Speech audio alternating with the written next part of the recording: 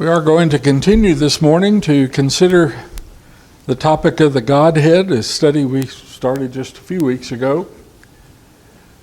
So far we have considered the knowledge of God from that which we could have even from the time of creation, when in the innocence of our creation we were given the ability to know God. Let me remind you of a few reasons why we need to know God.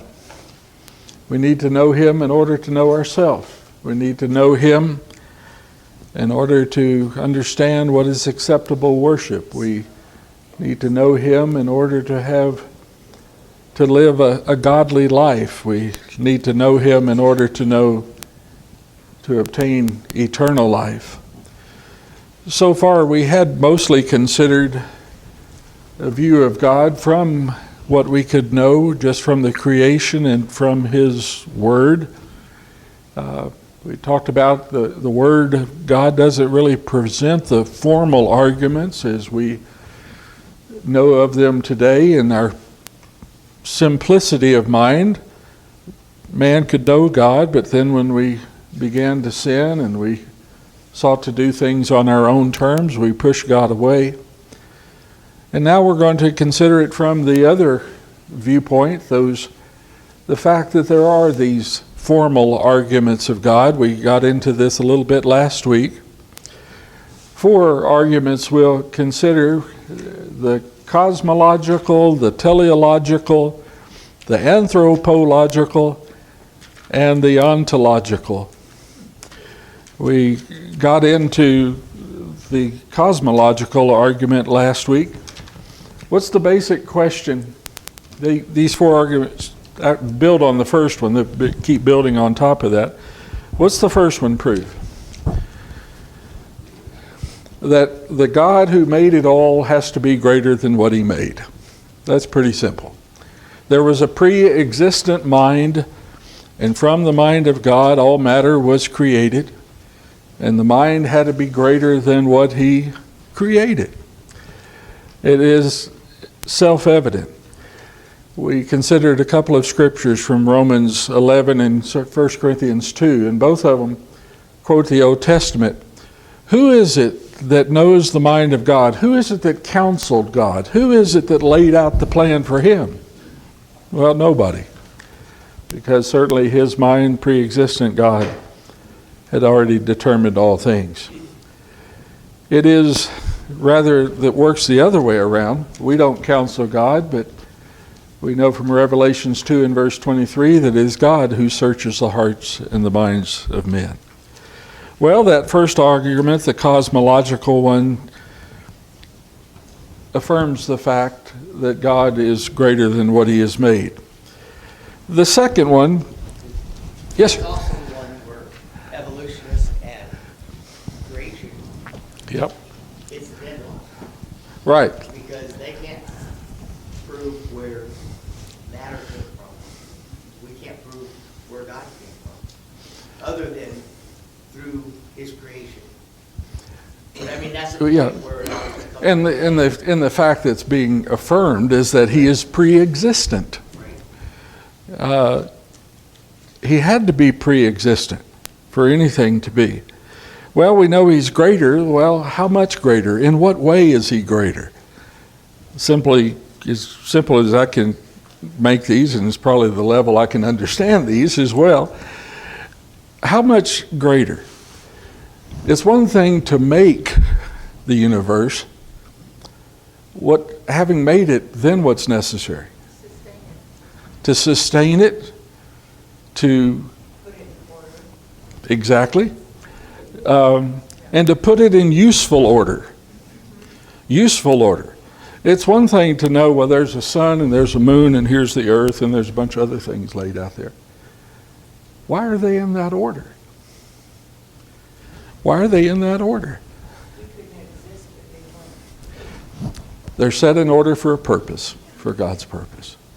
And in that way, that is this teleological argument, that He ordered all these things just as they are to accomplish His purpose.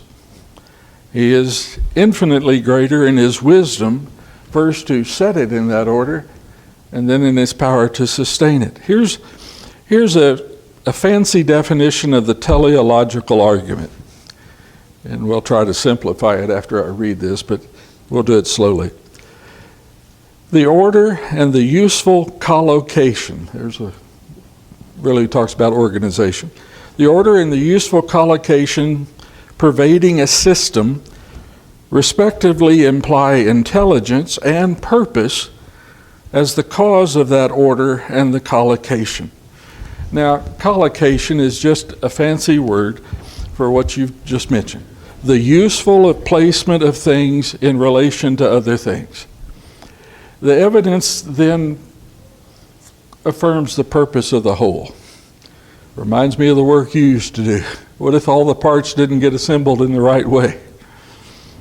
Somebody had forgotten the purpose for which they were building, and the thing was useful, certainly not useful for what it was designed, but the earth and the sun and the moon are usefully organized to accomplish their creator's purpose. We do it if you've ever assembled a bicycle or anything like that. You're collocating, you're arranging the useful parts for a purpose. The thrust of it is because all the parts of the sum and the sum of the parts correctly assembled functions for a useful end. It gets in that matter of evolution and the whole Big Bang theory out there, that somehow it just, and it landed in this order. It didn't. You told me the illustration, I think that Wayne used to use about putting together a watch, if you found the part. If you found the watch on the beach, you wouldn't assume that it just happened by chance. You'd assume somebody designed it and built it. Yeah. In all those tiny little parts where they would do this, that's useful collocation. And so, yes, sir. I forget what cosmo means, but doesn't cosmos mean order? Yeah. All the heavenly bodies and all these evolutionary people, they use the word cosmos. Yeah. They depend on that order, right? Oh, who was the big astronomy guy when I was growing up? Everything about the cosmos. Yes, sir. Help us out, Glenn. Well, because you were starting out with the cosmology, the origin, and fate of the universe sort of discussion. And Dan brought up, how that's where you first hit your gridlock, let's say evolutionists. Mm-hmm. But, keep in mind the other three that you're talking about, that gridlock continues, that same gridlock continues through the other three because Right. of the gridlock in the first one. Yeah. The four arguments build upon themselves to make a compelling case, but if you deny the first, you throw away the rest. And you have to. And so this teleological argument, really by orders of magnitude, proves that God is not only greater than what he's made, but infinitely wiser to control it all. Yes. Well, it's saying that here's how much greater it is. You and I can take some material and build something. We can create something. But God spoke it into existence. Yeah. He spoke it. If that's not, if I say, boy, I'd love to have such an item, and I say appear, and it does, I would be much greater than pretty much everything around me. You'd have all kinds of friends, wouldn't you? But God spoke it into existence, and in that perfect order. And spoke from nothing into existing. Yeah. So that's way up there. That comes back to play into the ontological argument as well. But, everything is in a useful order. Let's bring it back to why that matters. People can navigate by the stars and by the currents because of that useful order, can't they? Now, there's not many folks I know that can go out and navigate solely by the stars, but if you've got a relatively new car, you're doing it every day. That GPS nav system in your car is doing that because of the precise collocation of the stars. It's unchanging and it's dependable for that purpose. you can know exactly where you are. Yeah. It always surprises, not should be a surprise, but I just find sad, is that someone who doesn't believe in God lives in fear all the time.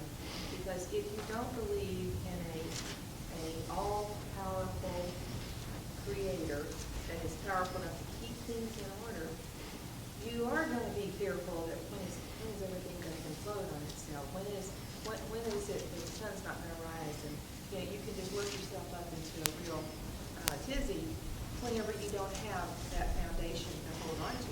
So it's no wonder there's so much fear and so much chaos. It's because people don't believe in the one true God. Because that is where you find safety and peace and comfort and security. Talk about useful collocation, though. On the other hand, Byron, the other night, it was on his smartphone, and it not only located him being inside of our house, but specifically being in the living room. That might be maybe a little too far going on collocation, but the evidence is that it works because the order is so precise, and God sustains it in such a precise way. Well, the third argument briefly is the anthropological one. And that answers the question, okay, he's greater to create, he's wiser to such a degree that he can control and sustain all that he created, but it is all that he has made and all he is controlling. Is it good? Is it good for man? Is it good for accomplishing what he has promised? There, again, as we've already noticed, all these tie together, and if you reject the first two, you're going to have problems with the third. But there are moral qualities innately in man which could not happen on the basis of chance or basis of any kind of theory other than the truth of the creation. It just doesn't come that way. We have an innate sense of right and wrong. And you can deny it, or we don't, but somebody can deny it all they want until somebody does wrong to them. And then they're determined to set it right to them. Yes. Well, I just want to kind of add, when it all began with, after the creation and everything, when Adam and Eve in the garden, it was all perfect. So God had made this perfection, this perfect thing for us to dwell in. And then we messed it up, sin messed it up. And so just think of how much more God has done for us because of sin. If it would have stayed with the garden and everything was perfect, then, it just seems like he's really had to do a lot more because of sin. But, well, it first went wrong when Adam and Eve determined to take knowledge to themselves on their own terms. And God gave them the choice to do that. Because God desires to be worshiped by those who love him. So he gave us the choice. Yes, he had to do a lot more to bring us back to him. But he wants to be loved by those who desire to love him. So he gave us that choice. But in them, in their choosing the way that they did, they were denying, rejecting a lot that God had innately set in them as right and wrong. And we continue to do that through the ages. But in this whole matter of creation and how God sustains it, what do we know about matter? Does it improve with time or does it degrade with time? This body is not evolving upward. This body is degrading downward. And that's what it does. But this whole system had to be instilled in us to understand that. Because there is a sense of right and wrong, then we know that there is a supremely good lawgiver. Ecclesiastes 3 and verse 11. Now, Solomon would have been a man who wrestled with all these things, as he sought so much that he desired on his own terms. But Ecclesiastes 3 and verse 11, God has set eternity in their heart. Something had been there set in us by a pre-existent mind that is supremely good. It had to be set there. And so, yes, he's greater to create, he's exceedingly greater to sustain, and all of his purpose is good. And so it is all ordered for a purpose. Then the fourth argument, this one gets a little harder to explain the more I looked into it, so I'm trying to simplify it. The ontological argument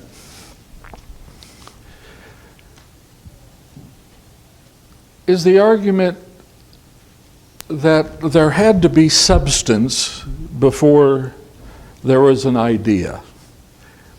In other words, it's sometimes said going from shadow to substance. Let me ask this question. Does God exist simply because I think he does? Or does he not exist because somebody else thinks he doesn't? The reality is that I think he does, but what's really important is the reality that he does. The fact is that he does. And in that way, in this argument, the reality of God is the substance. We talk about him being a spirit, but that is the substance, the reality that God exists. How do we know that? According to Ecclesiastes 3, what did God do to cause us to know that? He set these things in our heart, didn't he? This desire to worship a God, he set that in our heart. He is the substance. We are the shadows of that. You see, every idea that is in us, the shadow, somebody had to put it there. And it was a substance. Yes, sir. Well, in Job 38, verse 36, it says, who has put wisdom in the inward parts, or giving understanding to the mind? And that's God. God, of course, 38 through 40, saying, Job, hey, look who, can you answer these questions? I can. Yeah. He has put that right there. That wisdom. So it's not just a matter that Job thought there is a God, but the reality that there is. He had to be there. He has to be there to put that in the hearts and the mind of man. And so just because I think so or somebody else doesn't think so, the real benefit is when we agree with the substance of the fact. This reminds me of the case in Hebrews 11 and verse 1, when it talks about faith is the evidence of things unseen, the substance of things hoped for. Who put it in our mind that we could hope for these things that God promised? The substance did. The idea, the hopes that we have in us is placed there because there is in reality a God. He's always been there, this greater than any other being has always been there. Now, how did that substance, wherever God is a substance, everything that we know of him, we are the shadow of that. Every idea that we have came from him. It came from God to Adam and Eve in the creation. And even now, as the stories are told, think about the time of the creation, right after they were driven out from the garden, and as the generations continued, could they tell about God? Surely they knew something of him by the time he drove them out of the garden, didn't he? Oh yeah, we know something about him and how he works.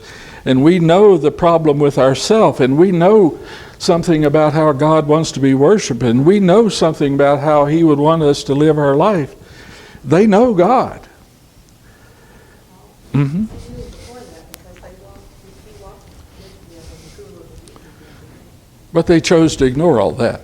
Give up the, yeah. They thoroughly knew him. So how would they go about telling their children? And their children tell their children.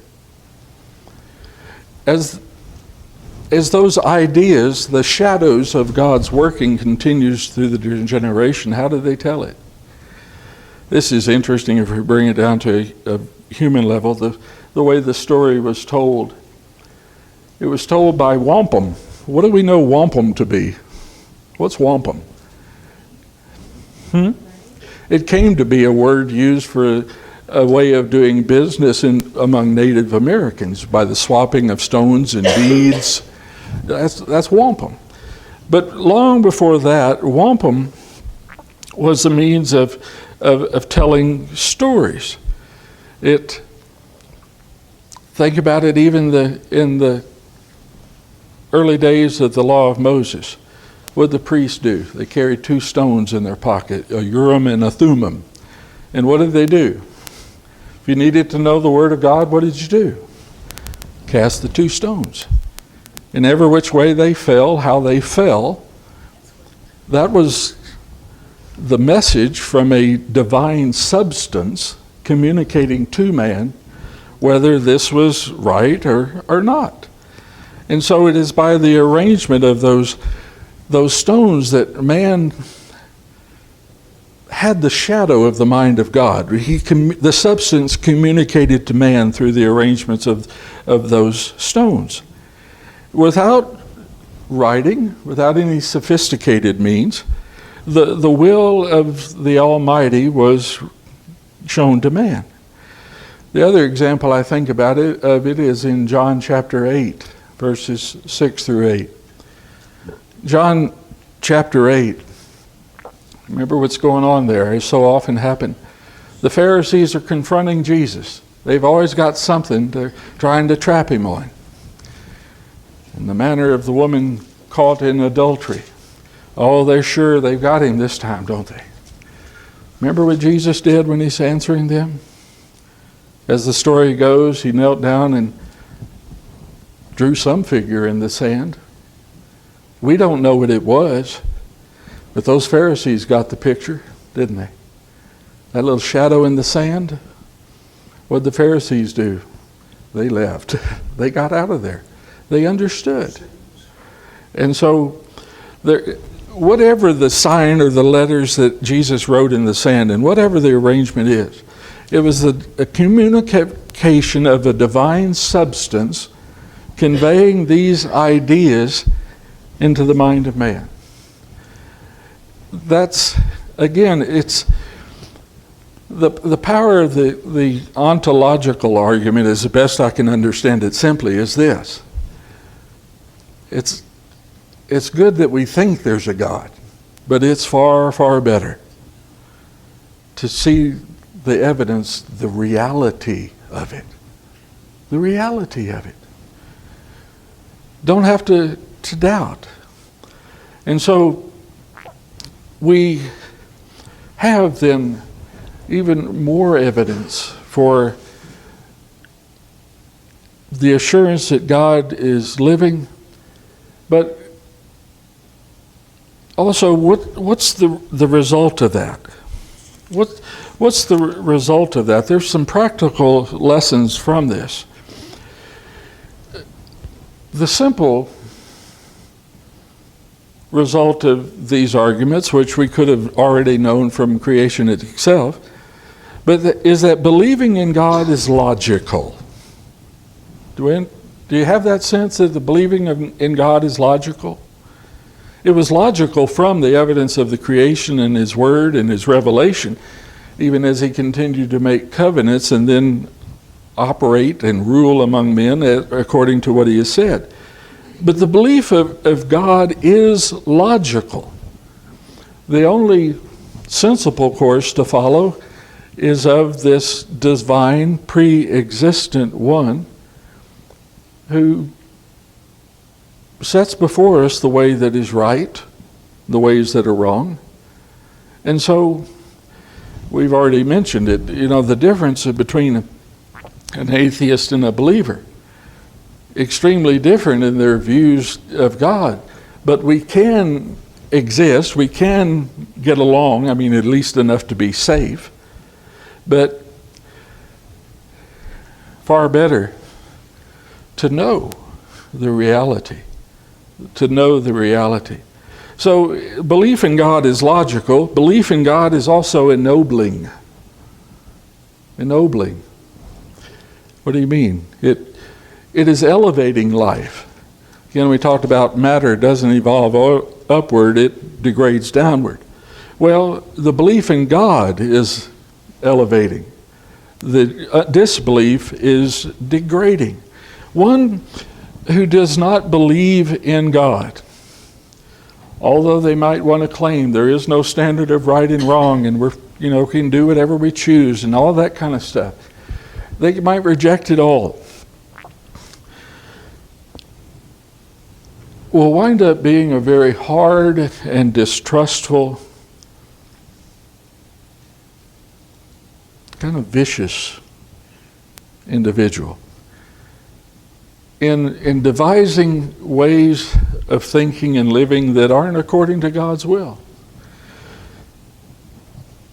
In another religious system, the man who counts on receiving 70 virgins in the next life, how's he going to treat people in this life? Do you value people in this life if all you're counting on is receiving 70 virgins in the next life? I was thinking about that. That's really the cause, the reason behind the Sermon on the Mount. It's about relationships. It's about how you treat people. Those men in their various divisions among the Jewish religion, did they value anybody else? Did a Pharisee care if some other person from another group fell off the face of the earth? No. You don't. But believing in God then gets above that. That's what Jesus is calling for in that sermon. Come on, rise above that. Care about somebody else. Serve somebody else.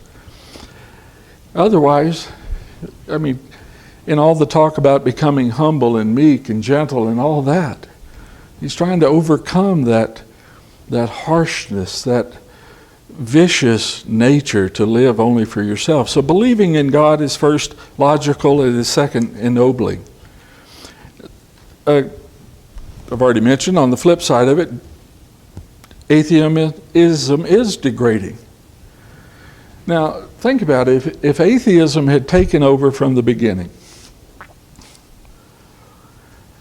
there would be no source of love at all, no cause, no reason to love, no reason to praise God or for prayer or for adoration, no love at all.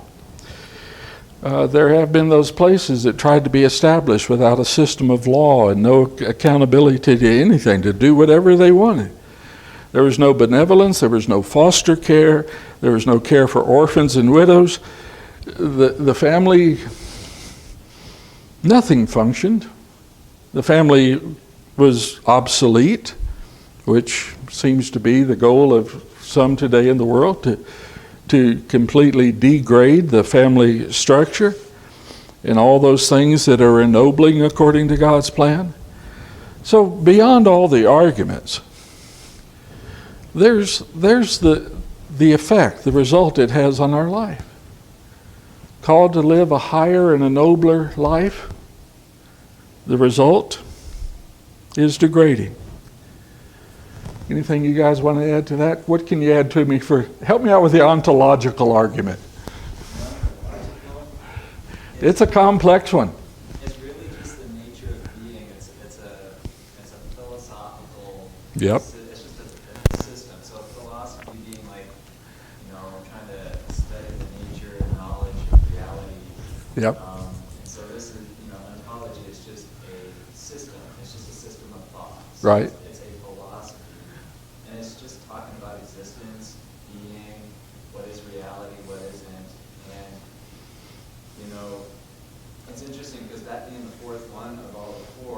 Yep. You mentioned logic, and the interesting thing about logic is logic is not complicated. It's very common sense. So if this, then that, then the other thing, the one thing leads to another. So logic is a very, you can get it down to brass tacks. And so no matter how many fancy arguments or how much knowledge you may or may not have, whether it's, about evolution science or what have you, logic is the 30,000-foot view. And so that's how you get out of that gridlock in the beginning with cosmology. It's just simple logic. Mm-hmm. And then as you go through these other three things, that philosophy develops based on that logic. Mm-hmm. And as you study the more nuts and bolts of being more knowledgeable, so to speak, you'll find that based off that logic, as you're developing your philosophy, you'll find that the arguments for that logic really fall into place. For the case for God, whereas the atheist or the other side of that coin really falls apart. And just one example would be like the second law of thermodynamics. And everything tends towards entropy, which is like disorder. Right. Unpredictability, and we see that, and that's what you were talking about, the degradation. Degradation, yeah, of a system. Yeah. Yeah, and so in science they call that the second law of thermodynamics. So it's all that stuff when you get into the nuts and bolts of science, it falls into the place of logic, which is the case for God. But you have to start simple with that logic. It's not complicated.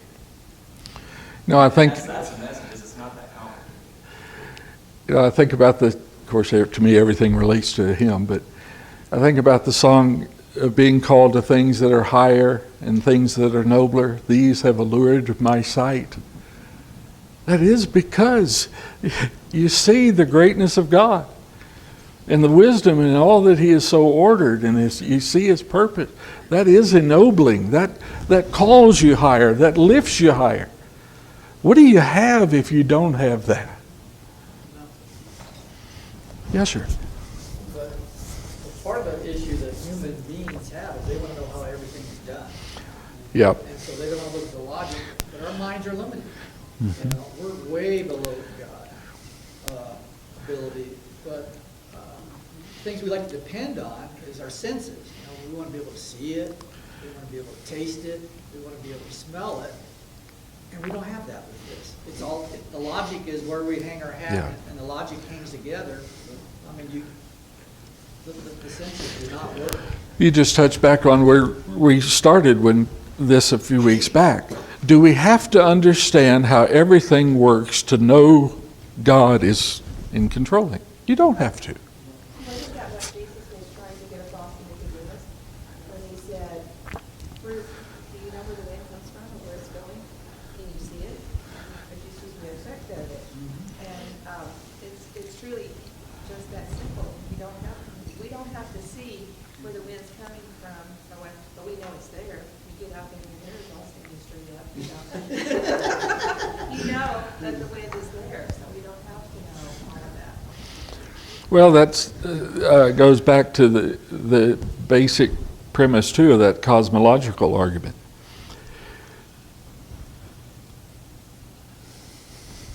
I just lost my train of thought there for a minute. There has to be a pre-existent mind to plan all of this. There has to be. And that leads us into the next area that we're going to discuss. We can get into it a little bit here this morning. So we know God is greater. We know he's wiser. We know he's all good. We know he is reality in substance. I'm just being snarky and asking it this way. So what? So what? Because of all those eminent virtues of God, because of those eminent attributes of God, how's it important to us? What's it have to do with us? That's because of his relative attributes. God has these things, these matters that are inherently true in and of himself. But if it stopped right there, it has no relationship to man. What do we know about God? God is love. That is an immanent, inherent attribute of God. In and of himself, he is love. So what? Let me give you an example of this. The difference between his innate attributes and the relative attributes. John 3:16 is a perfect example of it. For God so loved the world that he gave his Son. God so loved. That's an immanent, self-existent attribute of God himself. That didn't do anything for man until it became relative. God is love. It became relative. He transmitted that love to us by giving his Son for us. And so, in all of his greatness, in all of these attributes, it is good because of his relationship to us. And so we're going to begin to study the attributes of God, to understand why he does some things and doesn't do other things. Aren't we grateful that there's some things he doesn't do? Rather than awesome, how awful would it be to have an all-powerful, all-knowing, all-seeing God who is not self-controlled, who one day says, yeah, I love you, Jeff Miner, and the next day says, I'm going to destroy you for no good reason. But it is because God so loved the world that he gave his only Son. And in that big context, it controls all he does. Yeah. You know, but the reality of what you just said, though, is that he has every reason to destroy us. Every reason. But it is because of his immanent attributes in himself, that loving kindness and that mercy.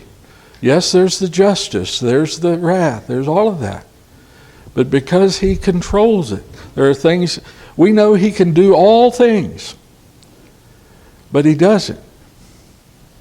He limits those things to accomplish his good purpose, yes. But like Jeff said, the thing that we miss, because this is a human aspect. I mean, there are times that I've thought, I wonder if God sits there and thinks, after he sees what man's doing, what was I thinking? You know? Well, he did think that one time. He was. But the thing of it is, what we need to know and understand is no matter how it looks to us as a human, God's seeing the whole picture. That's why he doesn't destroy us until he's ready. And so even now, while it seems everything's totally out of order, it is in order. It is in order because it is accomplishing God's eternal purpose, yes. Also, he gives us warning Yep. before he's just going to destroy. Right. You know, so like in the scenario that you made with Jeff, he wouldn't have just said it one day and the next day it is. No, that was impossible for God to do it that way. You're exactly right. You know, we were talking about this in our Wednesday night class in Revelation. There has been consistently throughout the ages a pattern of teaching in God's working out all things. It's always revelation, the revealing of his will, then warnings, and if you reject all the warnings, then there is judgment. And it is always that way. It is in the revelation, in the seals, which are the revelation, and the trumpets, which are the warning, and in the bowls, which are the pouring out of his wrath. So yes, you're exactly right. That would never happen, because God would not go against his. He's already revealed and warned us. Yeah, he has. So it's coming. He has. And in the way that it is said, in the way that it is always prophetically said, it's in the prophetic past tense. It's already accomplished. It is done. Yeah. If the way that I am persisting in living is not according to his will, my condemnation is already done. I'm living in that state. Well, that's all involving the immanent attributes of God. That, yes, he is perfection in all those ways, but he has clearly related it to us, just as you alluded to. He's related it to us. He gives us the warning. There's nothing that God is going to do that really should surprise us. Oh, a lot of people will be surprised in the judgment, but there's no reason for it to be. And so that is because of these attributes, that God in his greatness relates those things, makes them relatable to man. So that's where we'll go next. I think it's a Martha. Did you have something? I heard an illustration, and it appeals to me because it's kind of similar. But it's like, God was so that God sees the finished picture. We're looking at the underside of the tapestry. And let me tell you, the underside of the tapestry is immense. And you can't make any logic out of it. It just looks like a whole bunch of knots and all these different colors. But when you look at the other side, God sees that. That's the finished product. And we won't really see that finished product until the end. Yeah, we get bogged down in looking at the pieces and the parts and all that kind of stuff. And God's, Like how it bothers me that we're still coming back. That's what it looked like on the other side. in one sense, it sounds very complicated. In another sense, it becomes quite simple. That God has put all we need to know into us, given us the ability to know it. And he's doing exactly as he revealed that he would. Well, we'll continue with that next week.